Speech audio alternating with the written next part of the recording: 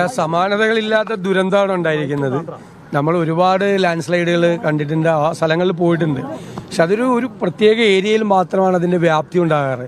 ഇത് മറ്റൊരു പുഴ ഫോം ചെയ്ത് പോയിരിക്കുകയാണ്, ഒരു ഏരിയ മുഴുവൻ പോയിരിക്കുകയാണ്.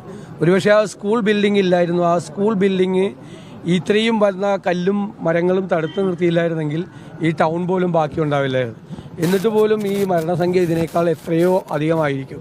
എത്രയോ പേരാണ് കാണാതെ പോയിരിക്കുന്നത്, എത്ര പേരുടെ മൃതശരീരങ്ങളാണ് ഈ പുഴയിലൂടെ ഒഴുകി പോയിരിക്കുന്നത്, എത്ര പേരാണ് എത്തുന്നത്. സമാനതകളില്ലാത്ത ദുരന്തമാണ്. നമുക്ക് ചെയ്യാൻ കഴിയാവുന്ന കാര്യം ഒറ്റപ്പെട്ട് നിൽക്കുന്ന ആളുകളെ എത്രയും പെട്ടെന്ന് രക്ഷപ്പെടുത്തുക.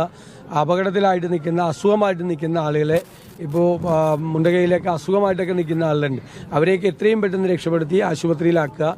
ഗുരുതരമായി പരിക്കേറ്റ ആളുകളെയും ആശുപത്രിയിൽ കൊണ്ടുപോവുക.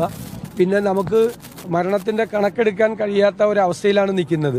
നമ്മൾ ഗവൺമെൻറ്റിനോട്, റവന്യൂ മന്ത്രിയോടും മുഖ്യമന്ത്രിയോടും അഭ്യർത്ഥിച്ചിട്ടുള്ളത് നമുക്ക് ഇൻക്വസ്റ്റ് എത്രയും പെട്ടെന്ന് പൂർത്തിയാക്കി പോസ്റ്റ്മോർട്ടം ഒഴിവാക്കാൻ വേണ്ടിയിട്ടുള്ളൊരു ജനറൽ ഓർഡർ. സാധാരണ ഇത്രയും ദുരന്തങ്ങൾ ഉണ്ടാകുമ്പോൾ ഗവൺമെൻറ്റിന് ജനറൽ ഓർഡർ പോസ്റ്റ്മോർട്ടം ഒഴിവാക്കുക. കാരണം ഈ ദുരന്തം കാരണം ഇതാണെന്നറിയാം. പിന്നെ പോസ്റ്റ്മോർട്ടം ചെയ്താൽ ഇത് എന്ന് തീരാനാണ്. മാത്രമല്ല പല ബോഡിയും ഐഡൻറ്റിഫൈ ചെയ്യാൻ പറ്റിയിട്ടില്ല. അപ്പോൾ ബോഡി എത്ര ദിവസം സൂക്ഷിക്കേണ്ടി വരും?